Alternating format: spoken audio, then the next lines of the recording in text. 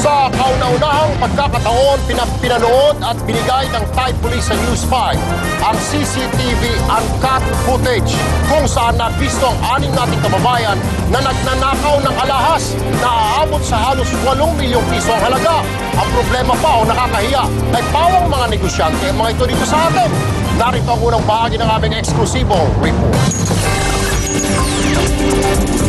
Sa dalawang surveillance video ito, kitang-kita na matyagang nagmamatsyag ang 6 na tao sa loob ng tindahan ng alahas na ito sa Bangkok, Thailand noong Marso 6. Patagong nagsisenyasan ang mga sospek at nang makakuha na ng tiyempo, binuksan ang sinasabing leader ng grupo ang kaha ng mga alahas. Pero ang hindi nila alam, matagal na pala silang minamatyagan ng mga security personnel sa loob ng establishmento. Agad silang hinarang palabas ng pintuan. Arestado ang 6 na sospek na sina Jessica de la Cruz, Percy Cornel, Linda Fugatar, Zerquilia Sevilla, Ecuado Lazo, Evelyn Quinto, lahat sinasabing mga negosyante sa Pilipinas. Aabot sa 6 na milyong baht o halos 8 milyong piso ang nakulimbat nila. Yes, we have a live witness. That is when it happened, and we can record them when they're working in the shop. You cannot deny it. It's there. It's very strong evidence. Sa follow-up operation, nakumpiska ng mga otoridad ang iba pang mga alahas sa mga hotel room ng 6 na Pinoy. Ilang CCTV rin ang nagpatunay na hindi lang isang tindahan ang kanilang pinagnakawan. Umamin na sa kasalanan ng 4 na sospek, pero ang 2 kasama nilang babae, tigas sa pagtanggi sa krimen. They can ask for the court for the bail price. Yes. Gate ng mga pulis, kahit makapagpiyansa, hindi makakalabas ng Thailand ng 6 na Pinoy habang dinidinig ang kanilang kaso. 5 hanggang 10 taong mananatili sa kulungang ito ang 6 na Pinoy suspects dahil sa kasong theft. Kaya payo ng Embahada ng Pilipinas, mag-ingat kapag tayo na sa ibang bansa at sumunod sa kanilang mga patakaran. Aminado ang konsulado natin, wala silang magagawa kundi sundin ang batas sa Thailand. Pero sisiguruhin daw nila na mapoprotektahan ang karapatan ng mga akusadong Pinoy. Erwin Tulfo, News 5, Bangkok, Thailand. Abangan po bukas ang reaksyon ng iba pang mga Pinoy sa Thailand ukol sa pagnanakaw na ginawa ng ating mga kababayan doon. Balik kalsada ang mga taga-LTO para suyurin ang mga kolorum na sasakyan na bumabiyahe sa Kamaynilaan.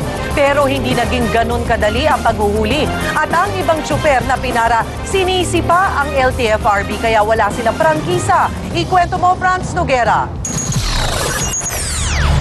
Kabilang sa mga nagbuena manong huli ng suyuri ng mga taga-LTO ang mga kolorum na sasakyan sa Alabang at Bacoor ay ang van na ito. May permit naman ang van, yun nga lang, pang school service ang lisensya nito. Pero ang mas mabigat na problema, ang dapat service ng mga estudyante, ginagamit palang pang service ng mga pasahero na biyaheng sukat baklaran gaya ng nakalagay sa signboard nito. Service yan, bakit wala kang markings na Chevron markings? Hindi na naman talaga totally ginagamit eh. Kaya hinihintay ko lang yung application. Sa huli kumanta rin ang driver, kolorum nga raw talaga ang sasakyan niya. Agad binaklas ng LTO ang plaka ng van, pero katwiran ni Manong Tsuper. Aming mga transport dito, gusto namin pumasok sa legal, kaso nga lang, talagang ang dinadahilan sa amin ng LTFRB, close ang prangkisa. Hinabol naman ng mga enforcers ang isang ito na nagtangkapang tumakas at nang maabutan, napilitan ng bumaba ang mga pasahero. Siguro lahat naman ng taong mahuhuli, yun ang magiging reaction. Muntik nata kami mabangga kanina eh. Marunot nga siya. Bukod sa pagbaklas ng plaka, pati illegal na radyo tinanggal din. Huli rin ang mga jeep na out of line. Pero aminado ang LTO, hirap silang suyurin lahat ng kolorum, lalo na't may gamit raw na radyo at cellphone ang mga driver at naitimbre na ang hulihan. Advanced in technology, no? Isang mahuli natin, mawala na yung iba, very fast ang communication. Di naman naiwasang mainis ng mga pasahero, lalo't marami ang na-late sa trabaho.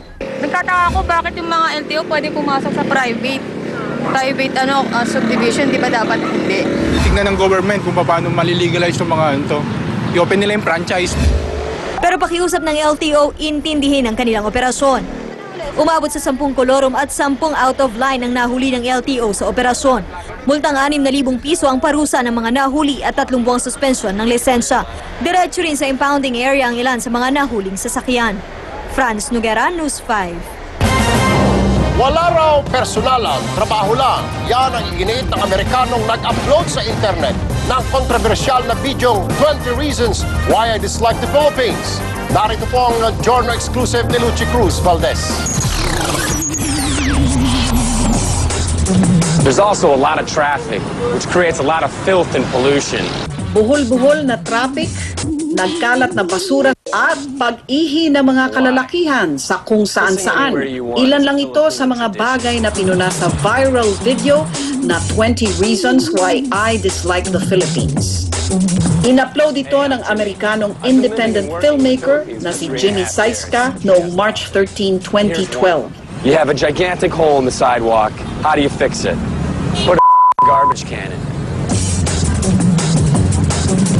Mula noon, pinutakti na si Saiska ng batikos mula sa mga netizens at maging mga opisyal ng pamahalaan. Hindi inakala ni Jimmy na ganito ang magiging reaksyon ng mga Pilipino sa video. Anya, hindi raw siya dapat ang pagbuntunan ng sisi. So there was no intent, for example, to change for the better, transformation, video production as a means to change society. Was there ever such a noble goal? Not necessarily, but the things that I was discussing, definitely I felt, that these are problems, and someone should address them. But it wasn't like I was directly attacking the government or anything like that. Lumabas ang balitang hindi na raw itutuloy ni Councilor Andales ang kanyang motion para paalisin ng bansa si Jimmy dahil sa paghingi nito ng paumanhin. I'm deeply sorry that I offended some people. Pero ang pagpapakumbaba raw ng dayuhan ay hudyat lang ng totoong issue. Kung nais talaga nating makilala bilang isang bansang dapat bisitahin, The islands, friendly people. The food isn't so good. dapat nating matutunang tanggapin ang opinyon ng iba at gamitin ito para punan ang ating mga pagkukulang at itama ang mga pagkakamali. Abangan po ang buong kwento ni Jimmy Saiska ngayong gabi dito pa rin po sa TV5 pagkatapos ng Pilipinas News.